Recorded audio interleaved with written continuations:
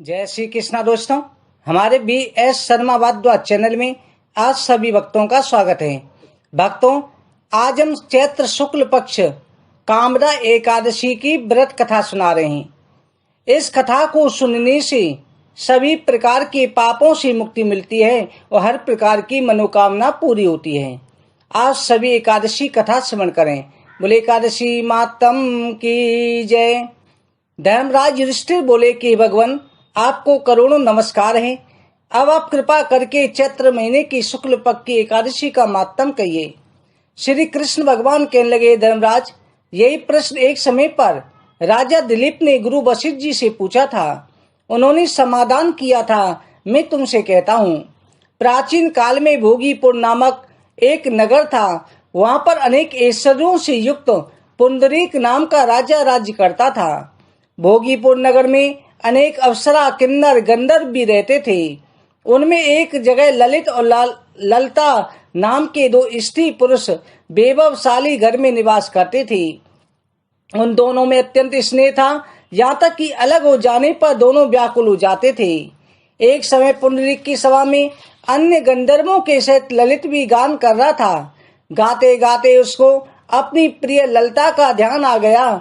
उसके ध्यान में स्वर भंग होने के कारण गाने का स्वरूप बिगड़ गया।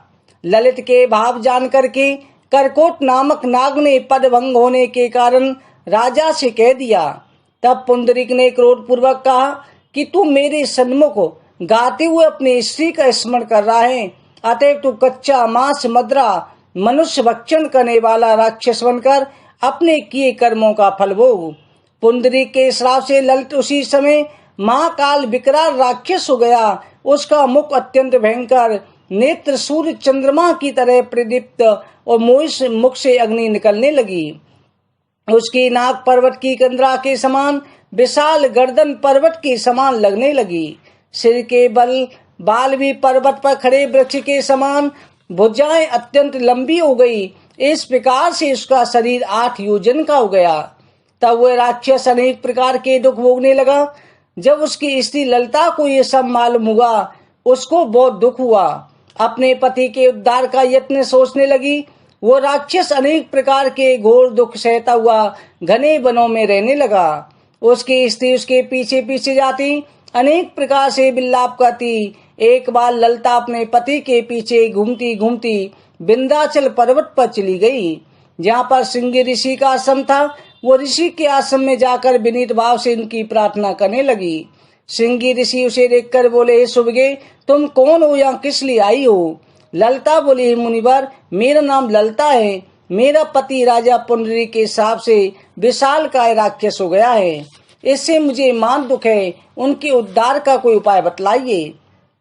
तब ऋषिवर कहने लगे, गंधर्व कन्या, अब चैत्र शुक्ल पक्ष की एकादशी आने वाली है, जिसका नाम कामदा एकादशी है। उसका व्रत करने से मनुष्य सब कार्यों से पापों से मुक्त हो जाता है।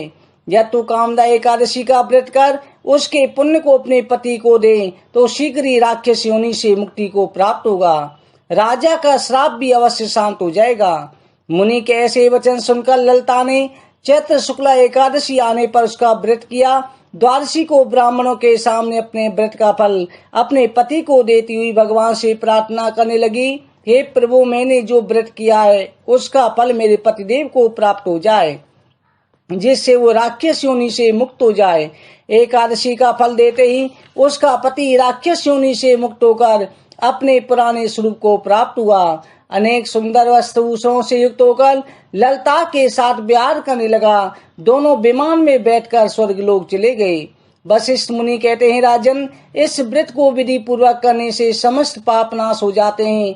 राक्षस आदि की योनि भी छूट जाती है। संसार में इसके बराबर कोई दूसरा व्रत नहीं है। इसकी कथा पढ़ने और सुनने से वाजपेयी यज्ञ का फल प्राप्त होता है। बोले एकादशी मातम की जय।